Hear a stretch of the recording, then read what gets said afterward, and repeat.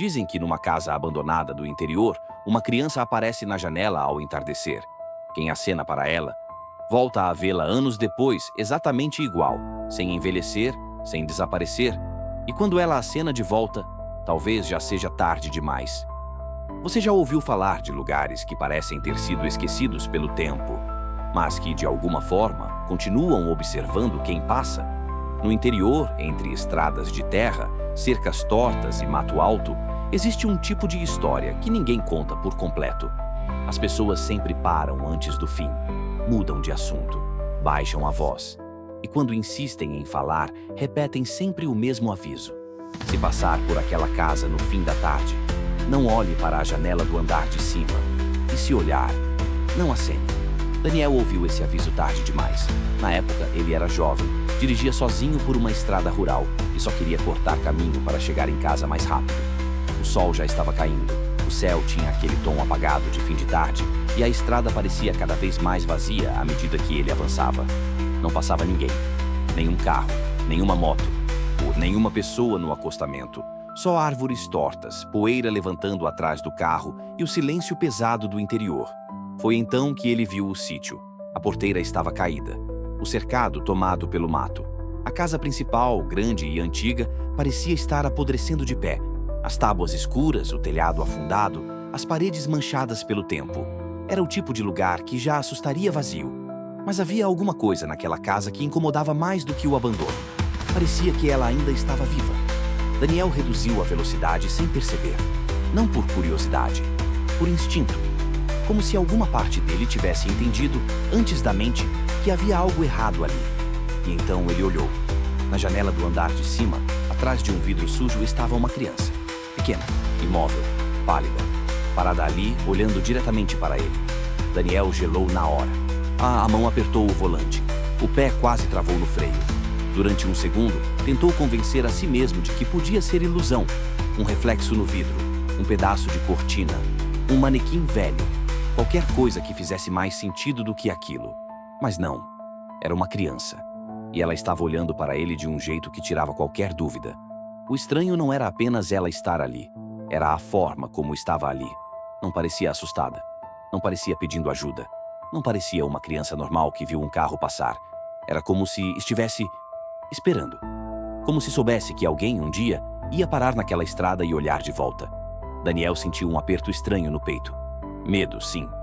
Mas também uma pena difícil de explicar. Aquela figura tão pequena, tão imóvel, naquela casa abandonada, no meio do nada, mexia com alguma coisa dentro dele. Ou talvez estivesse perdida. Talvez estivesse sozinha. Talvez estivesse presa ali. E foi exatamente esse pensamento que fez Daniel cometer o erro que mudaria a vida dele para sempre. Quase sem pensar, ele levantou uma das mãos e acenou. Foi um gesto simples, automático, pequeno. Mas no momento em que fez isso, sentiu um arrepio tão forte que teve a impressão de que o ar ao redor tinha mudado. A criança respondeu. Muito devagar, ela ergueu a mão e acenou de volta. Não havia alegria naquele gesto. Não havia inocência. Não havia gratidão. Só uma calma errada. Uma certeza silenciosa. Como se aquele momento já estivesse marcado havia muito tempo. No segundo em que o aceno terminou, um vento forte atravessou a estrada. As árvores balançaram de uma vez, secas, barulhentas, e Daniel sentiu um frio violento correr pela nuca. Ele piscou. E a criança não estava mais lá. Não saiu da janela. Não correu. Não se afastou. Ela simplesmente desapareceu. Daniel ficou encarando o vidro vazio por alguns segundos, sem conseguir respirar direito. Depois arrancou com o carro e foi embora, sem coragem de olhar no retrovisor. Naquela noite, ele sonhou com a casa. No sonho, a estrada estava deserta, o céu escuro demais, e a janela do andar de cima parecia maior do que na vida real. A criança continuava ali, do mesmo jeito, olhando fixamente para ele. Daniel acordou assustado, com o coração disparado. Na noite seguinte, sonhou de novo, depois na outra, e na outra. Com o tempo, os sonhos começaram a mudar. Em alguns, a criança já não estava mais no andar de cima. Estava no quintal, no meio do mato, olhando para ele de longe. Em outros, estava mais perto da casa. Em outros, parecia estar quase chegando até a estrada. Daniel passou a acordar sempre no mesmo horário, pouco antes das 3 da manhã, com a sensação de que havia alguém parado do lado de fora da janela do quarto. Às vezes ele ouvia um som leve, como dedos tocando o vidro. Tentou esquecer. Tentou seguir a vida. E por um tempo, conseguiu. Os anos passaram.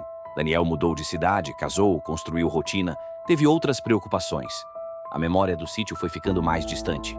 Não menos estranha, mas distante o suficiente para ele fingir que tinha sido só um episódio ruim, só um susto exagerado pela imaginação. Até que, muitos anos depois, numa tarde chuvosa, tudo voltou. Daniel saía de um comércio numa rua antiga da cidade onde morava. O movimento era pouco, o céu estava cinza. E num olhar rápido, automático, ele ergueu os olhos para a janela de uma casa do outro lado da rua. E congelou. Lá estava a mesma criança, o mesmo rosto pálido, as mesmas roupas antigas, a mesma expressão vazia, parada, imóvel, exatamente igual. Daniel sentiu as pernas enfraquecerem. Isso era impossível. Tinham se passado anos, anos demais. Qualquer criança teria crescido, mudado o rosto, o corpo, a voz. Mas aquela figura não pertencia ao tempo. Ela continuava presa ao mesmo instante em que ele a tinha visto pela primeira vez. E então, lentamente, a criança levantou a mão e acenou para ele. Dessa vez, Daniel não respondeu. Ana ficou parado, tentando se convencer de que bastava ir embora. Bastava ignorar. Bastava não repetir o erro. Mas o pior não era o gesto. Era o que ele transmitia. Aquele aceno não parecia um cumprimento. Parecia uma cobrança. Como se a criança estivesse lembrando a ele de uma dívida antiga. Como se dissesse, sem voz: "Você aceitou me ver. Agora eu posso te seguir." Daniel voltou para casa em choque. E pela primeira vez decidiu investigar. Começou a procurar relatos antigos, conversar com moradores velhos, buscar notícias sobre o sítio, sobre desaparecimentos, sobre qualquer coisa que explicasse aquela figura. E quanto mais pesquisava, mais assustadora a história ficava. Décadas antes, uma criança havia desaparecido naquela propriedade sem deixar rastros. Nunca encontraram corpo. Nunca descobriram o que aconteceu. Mas depois disso, começaram os relatos. Pessoas diziam ver uma criança na janela do andar de cima ao entardecer. Algumas ignoravam e iam embora. Outras olhavam por tempo demais. Mas havia um grupo específico nos relatos que sempre terminava do mesmo jeito. Os que acenavam. Esses começavam a ver a mesma criança de novo, anos depois. Em outros lugares, em outras janelas. Às vezes em casas vazias, às vezes em prédios antigos. Às vezes refletida em vidros escuros onde não devia haver ninguém. Não era uma aparição presa àquele sítio. Era pior. Ela se apegava a quem aceitava o contato. Depois que Daniel descobriu isso, nunca mais viveu em paz. No começo eram aparições raras, um vulto numa janela distante, um reflexo rápido no vidro de um ônibus, uma pequena silhueta parada atrás da cortina de uma casa abandonada. Mas depois elas começaram a aumentar. Ficaram mais frequentes, mais nítidas, mais próximas. Havia dias em que Daniel jurava vê-la observando do segundo andar de um prédio no centro. Em outras noites, tinha certeza de que ela estava refletida na televisão desligada da sala. Às vezes, evitava olhar para qualquer vidro à noite, porque sabia que, se olhasse por um segundo a mais, podia encontrar de novo aquele mesmo rosto pálido, encarando-o em silêncio. E havia algo ainda pior em tudo aquilo. A criança nunca mudava, nunca crescia, nunca sorria, nunca piscava, nunca falava, apenas observava. Como se estivesse esperando o momento certo para alguma coisa que Daniel não conseguia entender. Os anos passaram, e Daniel envelheceu carregando aquele medo. Aprendeu a não encarar janelas escuras. Aprendeu a fechar cortinas cedo. Sim, aprendeu a viver sempre com a sensação de que não estava sozinho, mas o tempo não enfraqueceu a presença. Pelo contrário, parecia fortalecê-la, como se, quanto mais velho ele ficava, mais próximo o fim daquele ciclo estivesse. Numa noite silenciosa, já no fim da vida, Daniel estava sozinho em casa. Não havia vento, não havia televisão ligada, não havia barulho vindo da rua. Só aquele silêncio fundo, pesado, desconfortável. O tipo de silêncio que parece anunciar alguma coisa. Foi então que ele sentiu, antes mesmo de ver, a mesma pressão no ar, o mesmo frio, a mesma sensação da estrada de terra. Devagar, com o coração disparado, Daniel ergueu os olhos para a janela da sala. E lá fora, parada na escuridão, estava a criança. Exatamente igual ao primeiro dia. Imóvel, pálida, silenciosa, esperando. Daniel sentiu o peito travar. O corpo inteiro lembrava daquele entardecer, daquele aceno, daquele erro pequeno que parecia insignificante, mas que tinha aberto uma porta que nunca mais se fechou.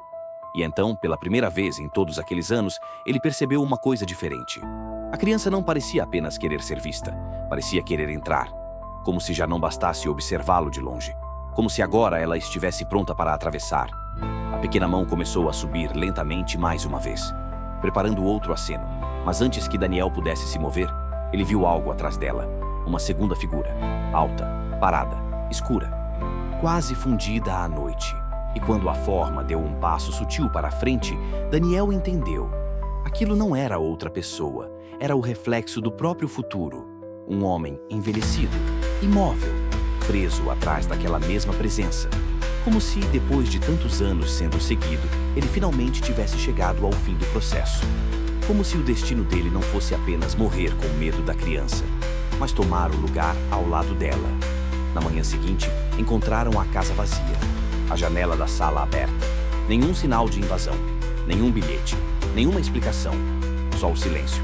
Mas algum tempo depois, moradores da região começaram a comentar sobre uma casa antiga no interior, onde duas figuras aparecem na janela quando o sol está baixando.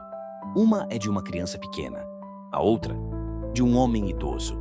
Os dois parados, os dois imóveis, os dois olhando para quem passa. E dizem que se alguém acenar para a criança, o homem acena logo depois, e aí talvez já seja tarde demais. E você, se passasse por uma casa abandonada e visse uma criança acenando na janela, teria coragem de responder, ou seguiria viagem sem olhar para trás?